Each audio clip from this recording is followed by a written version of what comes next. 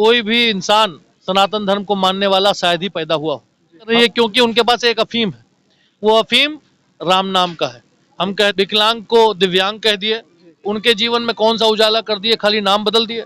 कि सरकार इस मामले का संज्ञान ले और संज्ञान लेकर गंभीरता पूर्वक जितनी जल्दी हो सके हमारे गोंडा जनपद के लोगों को और पूरे प्रदेश के लोगों को राहत देने का काम करे। नमस्कार, मैं कुलदीप शुक्ला। आप लोग देख रहे हैं गोंडा जनता की आवाज। जैसे कि आप लोगों को हम दिखाते रहे कि समय माता के स्थान पे यहाँ श्री रुद्र महायज्ञ चल रहा था, तो आज हमारे साथ बैठे हैं सूरज सिंह, जो कि किसी परिचय के मोहताज नहीं है। आप लोग जानते होंगे कि 2-3 दिन से समस्याएं जो है वो आप लोग झेल भी रहे हैं और जानते भी हैं, तो हम कुछ इनसे चर्चा करेंगे। जैसे कि विद्युत विभाग, बिजली, तो सूरज सिंह जी बैठे हैं हमारे साथ, हम इनसे बातचीत करेंगे कि क्या समस्या है, कब तक आएगी। आप भी चुनाव के रण क्षेत्र में रहे, आप गोंडा से हैं, गोंडा में प्रॉपर दिक्कत आ रही है, तो आप कुछ क्या कहना चाहेंगे? स्वागत है आपका। क्या कहना चाहेंगे बिजली के लिए? देखिए, सबसे पहले तो समय माता के चरणों में प्रणाम करता हूँ।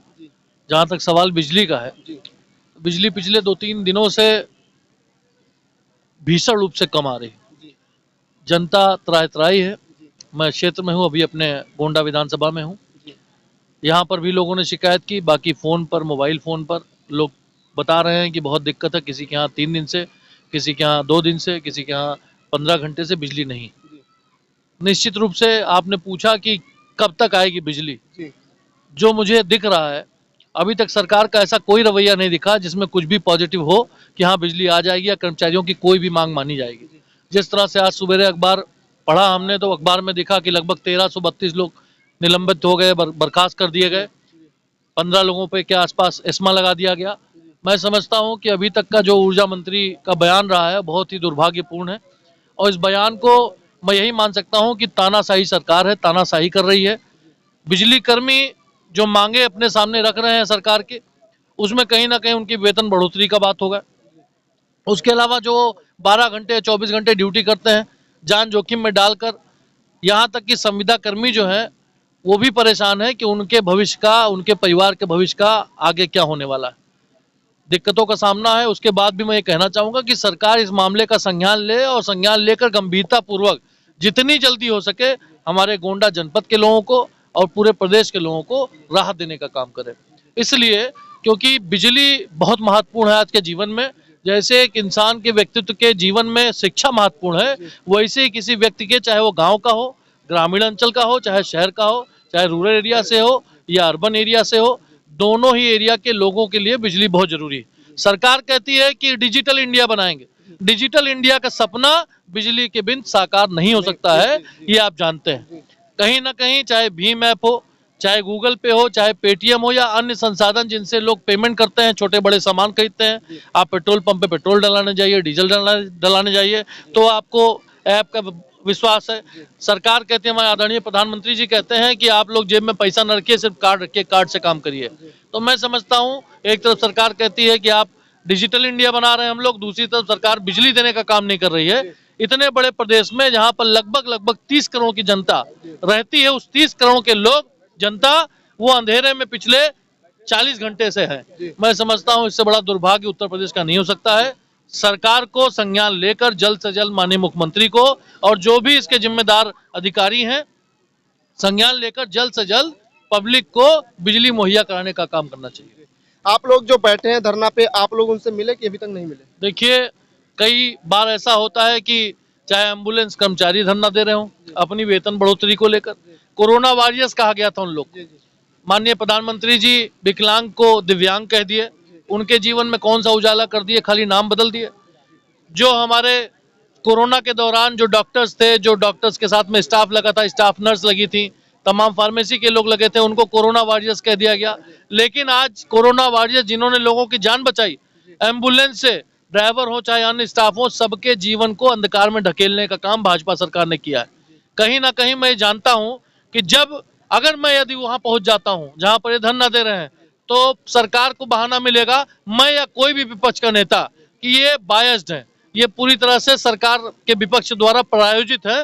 तो मैं ये काम नहीं करना चाहता हूं। लेकिन हाँ, आपके माध्यम से मैं कहना चाहता हूं कि जल्द से जल्द राजनीति अपनी तरफ है, सबसे पहले हमारे जो रहने वाले लोग हैं जनपद के लोग हैं, इनको सबको बिजली देकर इनको आराम पहुंचाने का काम करना चाहिए। यदि ऐसा सरकार नहीं करती है तो हम लोग भी मजबूर हैं, अपनी आवाज सड़क तक उतारने के लिए हम लोग आगे बढ़ने के लिए तैयार हैं। वो लोग कह रहे हैं कि हमें जेल जाना पड़ेगा, तो हम जेल भी जाएंगे, इस पे आप क्या कहेंगे? देखिए, हम याद है हमको कि जब मैं इतिहास के पन्ने पलटता हूं तो ब्रिटिशर्स आए थे। भारत सोने की चिड़िया के नाम से जाना जाता था। सोने की चिड़िया जानकर आए और सोने की चिड़िया को खोखला बना दिया उन्होंने।